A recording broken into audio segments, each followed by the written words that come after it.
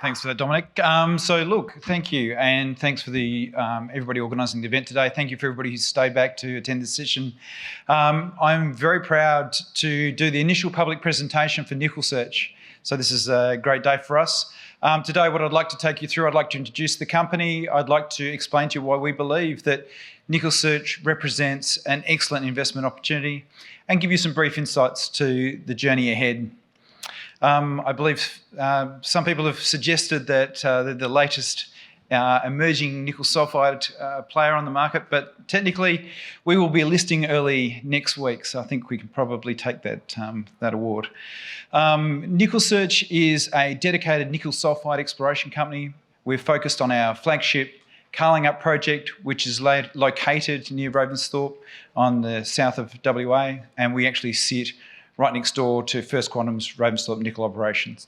We have 171 kilotons of JORC in resource, JORC 2012. And so I'd like to take you through the company today. Just the usual disclaimers, and of course now our JORC disclaimers. Really what NickelSearch represents is it has a number of facets and dimensions to it. And I think it's this optionality that really provides a number of pathways for the growth of the business moving forward. I'd like to take you through some of those. So firstly, some of the investment highlights. We have a dominant land position in the Ravensthorpe greenstone belt. Pretty much all of the bounded ultramafics, or the ultramafics, this typical komatiite-hosted nickel sulphide ground that isn't owned by First Quantum, is covered by NickelSearch. This is the first time this package of land has actually been held by one group. We have a number of advanced resource prospects that are open cross strike and down dip, and we have historic production. Post the IPO, we'll have the Rav8 mine site, which has historic production of over 16 kilotons of nickel at over 3.5% nickel. And not only do these prospects represent great opportunities in terms of resource development, but they also represent excellent exploration targets. On top of that, we have some fantastic greenfields exploration targets, which I'll allude to some of those today, and the team is continuously working on those, and some of the work we've been doing recently is looking very exciting. So you talked about a number of dimensions. We also have near-term mining and processing optionality, both in terms of the laterite deposits that we own, but also a demonstrable pathway producing MHP from the nickel sulphides. We have an excellent team, both commercially and technically, and I'll take you through the team in some detail. And look, I've got no doubt that NickelSearch will be an emerging nickel sulphide or energy materials supplier. And hopefully some of you look back at this day and say, look, I was there for the first presentation of NickelSearch, because I'm sure this is going to be a point in time to look back at. As I've already said, we're proximal to First Quantum's Ravensthorpe nickel laterite operations, but we're also proximal to existing infrastructure, both in terms of road and power.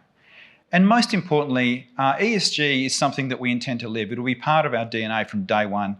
We already have 2 decades of experience with the local landowners, and we'll be showing as we move forward in terms of how we explore and also ultimately how we intend to process, that we'll be very focused on minimising our impact on the environment. So let me take you through the project in a little bit more detail. So you can see the location here in the Ravensthorpe greenstone belt. We're located about 100 kilometres south of Forestania and right next door to First Quantum. This is typical Kambalda style komatiite-hosted nickel sulphide. Now, this slide, a little bit busy, but if you look at the northern section, so basically the yellow tenements and the white tenements on this slide, that's the existing package prior to the IPO. And on the next slide, I'll just take you through the Medallion transaction, which was an acquisition agreement that is part of the IPO process. You can see already we have the number of advanced deposits there, so RAV1, RAV4, RAV4 West, RAV5, etc. And I'll talk about these a bit later. We have over 10 kilometres of strike in that package alone that is highly prospective for nickel sulphide exploration. And a lot of that tenure is mining leases. So As part of the IPO, as I explained, the acquisition with Medallion will see us integrating the 2 red tenements there as part of our holdings. The one on the right-hand side, you can see RAV8. RAV8 was the historic mine, as I alluded to earlier. 16 kilotons at over 3.5% nickel, and of that, nearly 10 kilotons at nearly 6% nickel. But on top of that, the Ravensthorpe range, the blue tenements to the southwest, we have the nickel, cobalt and PGE rights to that ground as well. So as I said at the outset, this is the first time this ground has been held under one group. It will see us with 8 mining licences and 7 exploration licences, a total area of 108 square kilometres. Now, as a result of the Medallion transaction, Medallion will be a cornerstone equity holder in NickelSearch going forward, and they will hold around about 15% of equity post-IPO. This slide to me really shows the opportunities, particularly from an exploration point of view. So whilst this area has had a lot of focus from a nickel laterite exploration perspective, it's had very limited exploration below a depth of about 80 to 100 metres for nickel sulphides. You can see on the slide here that we're certainly targeting nickel sulphide deposits on that basal contact under our John Ellis laterite deposit, which is contiguously held with First Quantum.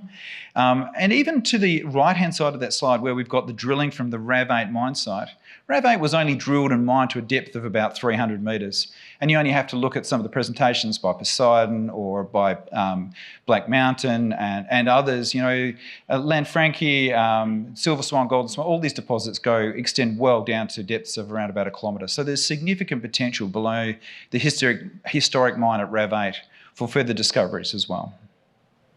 I'd like to digress for a second and just talk briefly about the RAV-D120 hole. So RAV-D120 was drilled by Tracker just before they sold the tenements to our precursor company. It was an EIS-funded hole, and it was drilled to target the basal contact. Unfortunately, it didn't make it to its target depth, and that core sits in the WA State Core Library. What's interesting about that hole is Ross Large from Coates University did a study on 5 holes across the state, and this was one of them. He looked at pyrite geochemistry. He also looked at alteration styles. He was looking for VMS-style deposits.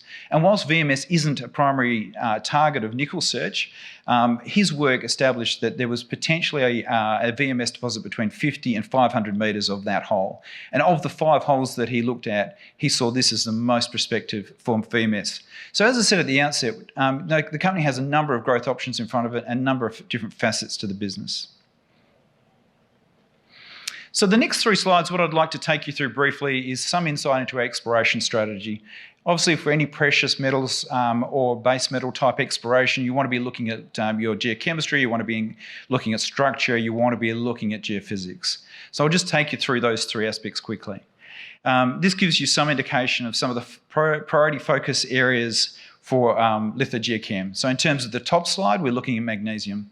Obviously with these lava channels, what are we looking for? We're looking for areas of high flux, in other words, high flow rates, parts of the channel that are actually scouring through the surrounding sediments, and they're bringing that contamination into the melt because they're bringing sulphur. The sulphur reacting with the nickel, forming the nickel sulphide, which then preferentially drop out and accumulate in sites of either structure or drops in energy. And one of the indicators of high flux is magnesium. Background magnesium for komatiites, obviously sort of 18 to 20%. And we can see here in the areas in the red circles there, we're looking at ranges between sort of 23 and 34%. On top of that, if you start looking at just the nickel tenor of the geochemistry of the historic drilling alone, you can see that we have somewhere between 0.3 and 2.5% nickel in some of these existing areas. And keeping in mind, these areas are outside of the advanced deposits, so they're outside of the advanced resources. So there's a significant number of priority targets that we'll be focusing on. And as I alluded to earlier, there's several other targets that have been generated recently outside of even these. So the second component, which is the structural analysis, we've recently had Brett Davis, who's a structural specialist, do a framework study, obviously a very complex area from a structural point of view.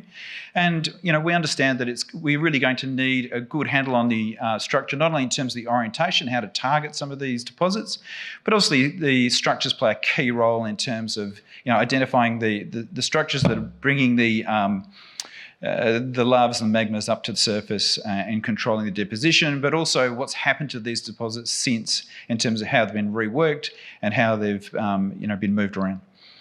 So Brett went through and defined a number of key priority areas for us from a structural perspective, independently of lithogeochem. I think what's quite interesting here is the fact that there's a very strong correlation between some of these structural targets and some of the geochem targets on the previous slide. And then thirdly, in terms of geophysics, and you can see straight away on this total mag image that already some of these high priority areas already have elevated TMI, or total magnetic intensity. But on top of that, we have over 45 surface and ground EM targets to actually follow up across the land package. So there's going to be plenty of work to do. We're going to certainly use a very structured approach in terms of integrating structure, lithogeochem, and the geophysics into our future exploration. On top of all that, then we have the recently acquired Ravensthorpe range tenements from Medallion. Once again, just reinforcing that we have the nickel, cobalt and PGE rights to these tenements. And these, in my mind, represent the blue sky for the business. You can see already on the TMI the strong correlation between the Bandalup ultramafics and the anomalous geochem, 0.05 to 0.1% nickel in soils. The most advanced prospect here is B1 on the range, and initial drilling on that target returned 1.5% nickel and 0.13% copper. So already demonstrating that this is a mineralised system, it's a fertile system and highly prospective. There's plenty of work to be done here, but just another thing the business has in front of it. So I'd like to change gear a little bit now and actually talk about some of the more advanced prospects that we have. I've alluded to them a bit already. On the slide here, you can see RAV1, RAV4, RAV4 West and RAV5. We actually plan to be drilling RAV5 in the not too distant future from an exploration target point of view. But the yellow holes on there actually show the work required to actually bring some of this material into resource. Currently the resource is around about 5 kilotons at about 1% nickel, but we have an exploration target and we believe that this will bring, once the work has been done, something in the order of about 50 kilotons of nickel into resource. That's certainly our hope. This is a higher nickel tenor system. You can see already some of the historic intercepts at RAV1. We had 4 metres at 2.15% nickel, and at RAV4 West 2.5 metres at nearly 8% nickel. So then looking at the RAV8 mine site. So as I said previously, as part of the Medallion transaction, we have the historic RAV8 mine site, and we've recently gone and done a resource estimate of the low-grade material that sits around that mine. 75 kilotons of nickel, and we believe through the work that's been done by the company historically that we have a demonstrable pathway into processing that material through a bi-heap leach process. As already alluded to, 16 kilotons at 3.5% was the tenor of the material that was mined there. You can see the old open pit and underground workings. Now that material has obviously been mined, but what we're focused on initially is obviously the resource that sits around that. But even more recent work, is looking at potentially some high grade in those areas, and then obviously extensions and duplications at depth of the old mine.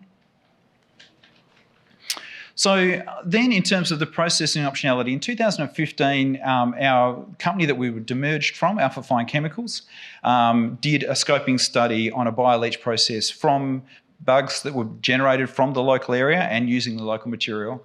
That study looked at a small scale plant that would cost around about 25 million US to produce 2,230 kilotons of MHP, or mixed hydroxide product. Now, just to be clear, I'm talking about 2015 numbers here, so obviously that study will need to be updated. But it does show that the material is highly amenable to leach type processing, and it's something that we will start to update early in the new year. Then, once again, just another facet in terms of our near-term production opportunities.